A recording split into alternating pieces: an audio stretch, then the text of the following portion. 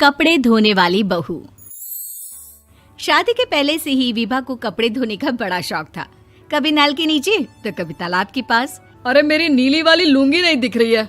विभा की अम्मा, कहाँ रखी है लुंगी? अरे वो तो विभा ने परसों ही धोकर रखी थी आपकी अलमारी में, देखो वहीं होगी। वो ना मैंने आज धो दी, मुझे लगा कि गंदी हो गई होगी। अरे कैसे गंदी हो गई थी? उसे तो मैंने पहना भी नहीं। हे भगवान, इस लड़की के कपड़े धोने की आदत से परेशान हो गया हूँ मैं। जितना तो घर में राशन नहीं आता, उससे कहीं ज्यादा डिटर्जेंट पाउडर का खर्चा है।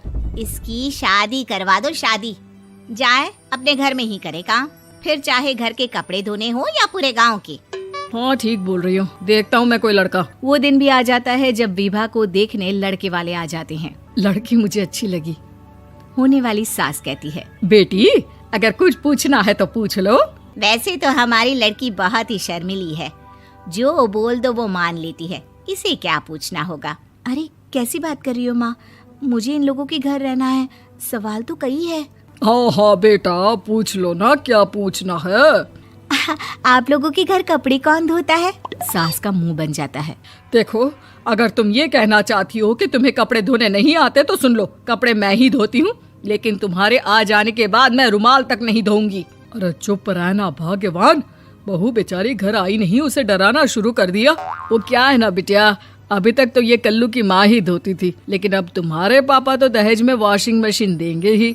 तभी विभा की माँ बोल पड़ती है, सवाल भी पूछा तो क्या। वैसे भाई साहब, मशीन की तो फिर भी कपड़े धोने की कैपेसिटी होती है। मतलब जो बिटिया दे रहे हैं ना विभा, इसे कपड़े धोने का बहुत शौक है। ये आप लोगों के क्या, आस पड़ोस गांव मोहल्ले सबके कपड़े धो दे और उफ तक ना करे। बाहर देखा नहीं आपने कितने कपड़े सूख रहे हैं? सब हमारी बिटिया ने ही तो धोए हैं। बस भी करो ना माँ, शर्म आ रही इतनी तारीफ सुनकर। और तो और एक दाग निकाल कर दिखाओ तो मान जाओ। हाँ अच्छा, माफ करना बेटा, मैंने गलत समझा। हमें तो रिश्ता बहुत पसंद है। और ऐसे जुड़ जाता है रिश्ता कपड़े धोने का शौक रखने वाली विभा का। उसकी शादी हो जाती है कोयला फैक्ट्री में काम करने वाले कल्लू के साथ। शादी के बाद अचानक विभा चिल्लाती हुई सास के पास आती है। सासू माँ, अरे सासू माँ कहाँ है आप? ये तो धोखा है, धोखा दिया आप लोगों ने मुझे। इसे ससुर के चक्कर के बारे में पता चल गया। अरे तो उसमें तुझे क्यों धोखा मिला है? अरे नल में पानी नहीं आता, कपड़े कैसे कब धुलेंगे? अच्छा, तू पानी नहीं आ रहा उसकी बात कर रही है। तो आपने क्या सोचा? कुछ नहीं। अच्छा, तेरी माँ ने कहा था कि कपड़े धोने का शौक है तुझे, याद आया मुझे। शौक बोलकर कपड़े धोने वाले मेरे जुनून को कम ना आके सासू माँ, कपड़ा धोना मेरा गुरूर है।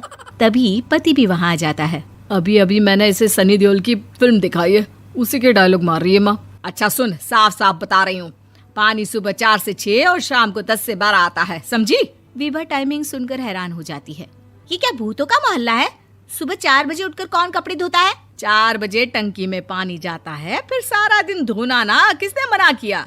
अरे कैसी बात कर रही हैं? 200 लीटर की टंकी में कितने कपड़े धो लूंगी मैं? सुबह ही उठ जाऊंगी मैं। अब क्या था, विभा सुबह 4 से लेकर रात के 12 बजे तक कपड़े ही धोती रहती। एक रोज सास पड़ोस से निकलकर कहीं जा रही होती है कि साथ वाली कहती है, हाँ कल्लू की माँ, जरा ये बताओ कि 2 साड़ी है, 2 ब्लाउज और एक पेटीकोट और एक नाड़े वाला लंबा कच्छा।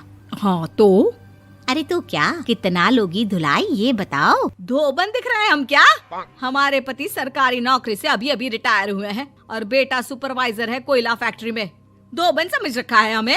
हाय रे कल्लू की अम्मा, माफ कर दो, वो तो मोहल्ले में यही सब बता रहे थे कि तुमने बहू को कपड़ा धुलवाने के काम में लगा दिया है। सास को पड़ोसन की बात सुनकर गुस्सा आ जाता है। वो घर पहुंचती है जहां घर के बाहर ही इतने सारे कपड़े सूख रहे होते हैं जितने कि किसी धोबन के घर पर। अरे ओ कल्लू की दुल्हन, बाहर निकल। माँ जी यहीं आ जाओ, बाथरूम में चादर धो रहे हैं हम। अरे अभी हम धोते हैं, तुमको बाहर निकलो। ये आस पड़ोस वाले बोल रहे हैं कि हम बहू से कपड़े धुलवा कर उसे कपड़ा धोने वाली बना दिए हैं। अरे छोड़ो ना माँ जी, किन लोगों की बातों में आती हो? आस पास के लोगों का तो काम ही होता है कि वो किसी तरह सास बहू को लड़ा दे। बहू सारे घर के कपड़े धोती है, ये क्या कम है? बोलिए। सास को भी लग जाता है कि वो बहू का ये सनकीपन नहीं छुड़वा सकती, इससे अच्छा है कि खुद ही चुप हो जाए।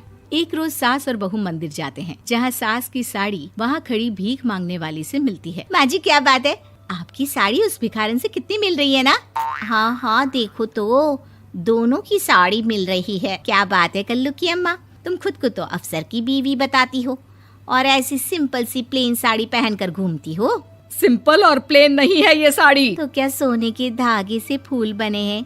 कुछ भी सासू माँ, कुछ भी। हाँ बने थे इस साड़ी में सोने के धागे से फूल। मेरे पति लेकर आए थे मद्रास से स्पेशली मेरे लिए 10,000 की। है भाई साहब इस भिखारन के लिए भी सेम टू सेम साड़ी लेकर आए होंगे 10,000 की। सास उस वक्त तो कुछ नहीं कहती, लेकिन बहू के साथ घर आती है और अलमारी से एल्बम निकाल कर लाती है। ये साड़ी देख रही है, ये वही साड़ी है जिसे मैंने अभी पहना था। इस साड़ी में ये जो चमकदार फूल दिख रहे हैं ना, ये सोने के धागों से काढ़े गए हैं। लेकिन तू लोकल वॉशिंग मशीन ब्रश से घिस घिस कर सारे फूलों को निकाल कर साड़ी प्लेन कर दी। मुझे माफ कर दीजिए सासू माँ। और तो और, जब मैंने तुझे तेरी गलती के लिए कुछ नहीं कहा, लेकिन तूने तो सबके सामने मेरा मजाक ही बना दिया। क्यों? बहू को समझ में आ जाता है कि अब से उसका कपड़े धोना बंद।